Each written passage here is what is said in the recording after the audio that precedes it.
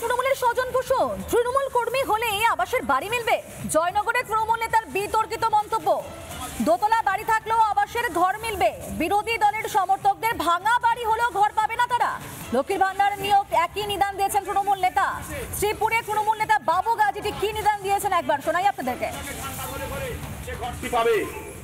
আর যার ঘর ভাঙা ঘর, তৃণমূল করে না বিজেপি করে বা অন্য দল করে, সে ঘর দেবো না, এই কথা দিয়ে গেলাম আপনাদের। আজকে পরিষ্কার বলে দিচ্ছি, কাল চার দোকানে বলবে বাবু গাজী এরকম বলে গেছে।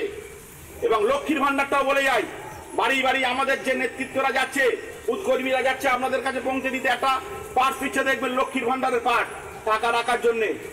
আগামী দিনে যাদের কাছে এই পার্স থাকবে না তারা কিন্তু লক্ষ্মীর ভান্ডার পাবে না, একদম বলে যাচ্ছি আজকে।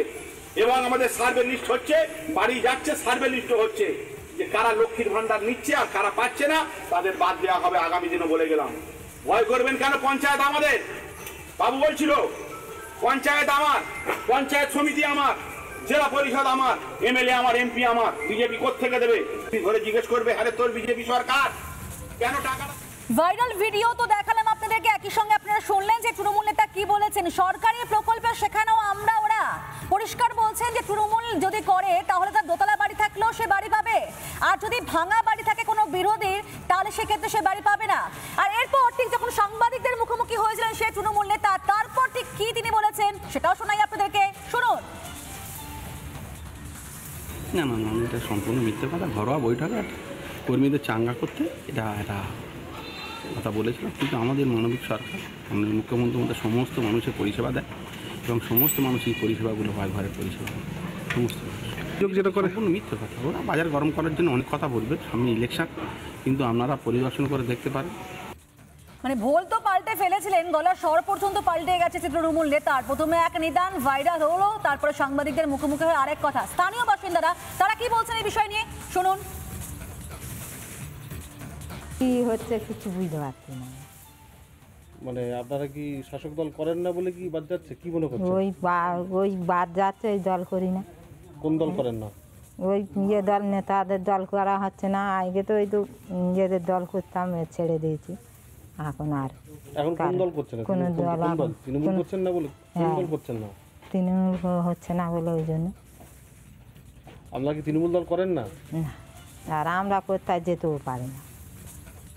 ওইখানে ওই মাঝখান দিক থেকে জল পড়ে, তো পুরো ঘরটাতে জল পড়ে। অ্যালবেস্টার ভাঙা আছে, গাছের ডাল ফাল পড়ে অ্যালবেস্টার পুরো ভেঙে আছে। তাই এরা আবাস যোজনার ঘর এরা কি আবেদন করেছিল? এসছিল আমাদের পঞ্চায়েতের লোক, সমাধিও এসছিল, এসে ডকুমেন্টস ফিল আপ করলো, করে তারপর কি হলো বুঝতে পারছি না এখন অবধি। ঘর এখন অবধি পাইনি।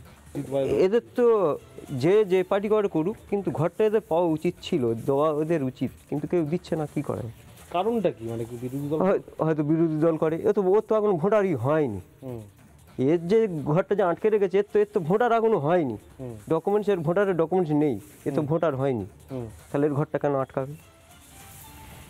সরকারি প্রকল্পে সবার অধিকার রয়েছে, কিন্তু সেখানে তৃণমূল নেতার কি মন্তব্য? তৃণমূল কর্মী হলে আবাসের বাড়ি মিলবে, এমনকি দোতলা বাড়ি থাকলেও বাড়ি পাবে, আর অন্যদিকে বিরোধী হলে ভাঙা বাড়ি হলেও সে বাড়ি পাবে না।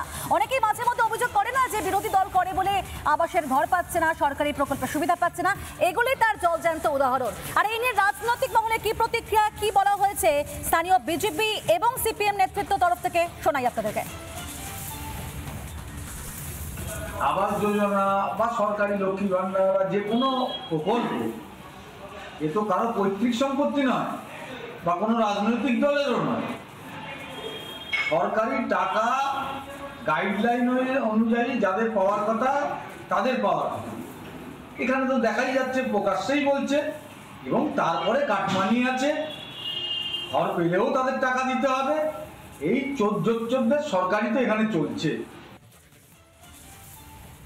গাজী আবুল হোসেন ওরফে বাবু গাজী, উনি প্রকাশ্যে এক জনসভায় বা একটা কোনো মিটিং হলে বলেছিলেন যে যারা তৃণমূল করে তাদেরকে ঘর দেওয়া হবে, তাদের দুতলা বাড়ি হোক বা একতলা বাড়ি হোক, দল দেখে তাদেরকে ঘর দেওয়া হবে। নির্দিষ্ট কোনো বিরোধী দলকে কোনো রকমভাবে ঘর দোর বা রাস্তাঘাট কোনো রকমভাবে সুযোগ সুবিধা দেওয়া হবে না। ওই তো যারা পাওনা, যারা ঘর পাবে তারা পায়নি, যারা দাবিদার আছে কুঁড়ে ঘর, তাদের নাম কেটে বাদও দিয়েছে। এমনও প্রমাণ আছে আমার কাছে, তার নাম বাদ দিয়ে সেখানে অন্য কারোর ঘর করে। নানা ধরনের কন্টেন্ট দেখার জন্য লাইক করুন, শেয়ার করুন আমাদের ফেসবুক পেজ, সাবস্ক্রাইব করুন আমাদের ইউটিউব চ্যানেল। পাশাপাশি অন্যান্য ব্রেকিং নিউজের জন্য অবশ্যই চোখ রাখুন রিপাবলিক বাংলায়।